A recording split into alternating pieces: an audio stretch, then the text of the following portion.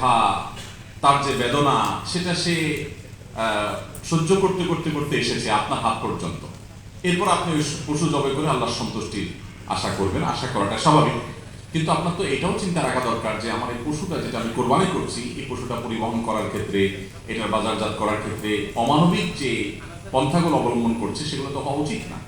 আমি মাঝে মধ্যে মেরাদিয়া কাঁচা বাজারের দিক দিয়ে যাই, আমার অফিস যেহেতু ওখানে।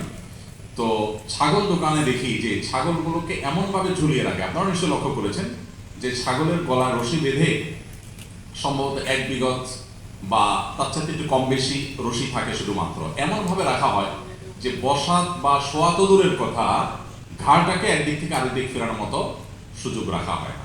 কেন এভাবে রাখেন ছাগল দোকানিরা? কেন এভাবে রাখেন? পরিষ্কার, যাতে করে ছাগলের সাইজ বোঝা যায়, ক্রেতা যাতে দূর থেকে দেখে সাইজ অনুমান করতে পারে। যদি আপনার রশি একটু বড় দেওয়া হয় তাহলে তো তারা বসে যাবে, বসে গেলে তাদেরকে আবার কষ্ট করে উঠাইতে হবে। তো এগুলো যেন করা না লাগে, সেজন্য ছাগলকে ঝুলিয়ে রাখা হয় একরকম।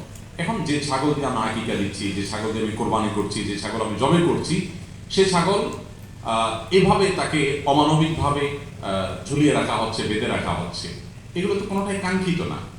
এখন এই বিষয়ে যদি আমরা ওয়াজ নসিহত করি, তো ওয়াজ নসিহত আসলে যথেষ্ট না। ওয়াজ নসিহত হয় না, দুঃখজনক যে শুধুমাত্র এই পশু ব্যবসায়ীদের সাথে আলাদা মিট হওয়া দরকার, তাদের সাথে বসা দরকার, তাদেরকে আল্লাহ ভয় দেওয়া দরকার, তাদের বিবেকটা জাগ্রত হওয়ার জন্য আমাদের উদ্যোগ নেওয়া দরকার, সেগুলো তো হয়ই না।